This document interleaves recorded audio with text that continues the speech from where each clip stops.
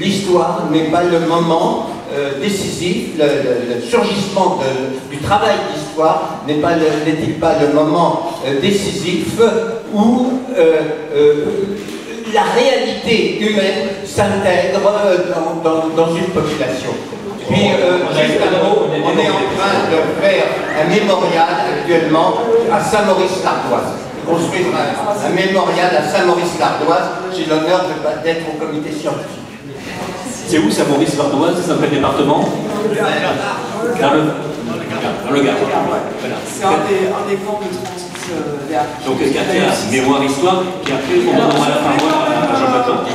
Oui, je voulais quand même répondre sur sa question, effectivement. Alors attention, généralisation abusive, la communauté harkie est une communauté plurielle.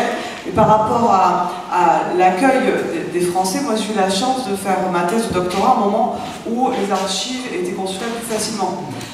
Donc du coup j'ai eu accès aux archives dans le Lot-et-Garonne parce que je voulais travailler sur le camp de Bias parce que rien n'avait été fait sur ce camp de Lot-et-Garonne qui était vraiment le bout du bout, hein, où on accueillait, le terme est mal choisi de ma part, mais on était reçu les familles handicapées physiques, mentaux, les veuves. Et donc aux archives départementales du Lot-et-Garonne, j'ai eu l'immense plaisir de lire les bulletins des renseignements généraux pour l'année 1962, 63, 64, jusqu'à 75, lorsqu'une révolte des jeunes dans ce camp a éclaté, légitimement. Et quand j'ai vu, à la lecture des bulletins des renseignements généraux, je me suis rendu compte le racisme post-colonial, impressionnant. Alors, j'accuse en aucun cas les Français, où je montre personne du doigt, loin de là, c'était les mentalités de l'époque aussi. C'était voilà, replacé dans son contexte. En plus, on voulait pas trop entendre parler des harkis, on voulait pas rouvrir la guerre d'Algérie en France. Enfin, il y avait la menace de l'OAS dans le département, mais aussi sur le territoire national. Donc, bon, tout ça, on avait peur, donc ça se comprend. Hein, les Français étaient apeurés. Il y a eu une gêne très longtemps. Voilà, il y a eu une gêne très longtemps. Mais il y a une évolution que monsieur le non-bavard a bien mis en exergue.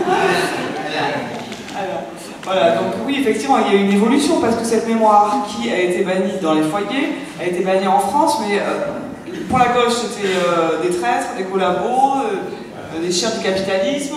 Pour la droite, pour les gaullistes, c'était la mauvaise conscience, les harkis, c'était la honte. Donc du coup, personne, en politique français, s'emparait de cette question. Donc c'était vraiment la mémoire de la mauvaise conscience. Moi, je pense qu'on pourrait passer un petit peu la parole à Jean-Jacques Lordi, parce que Jean-Jacques Lordi a beaucoup étudié l'histoire des pieds noirs, l'arrivée des pieds noirs en France.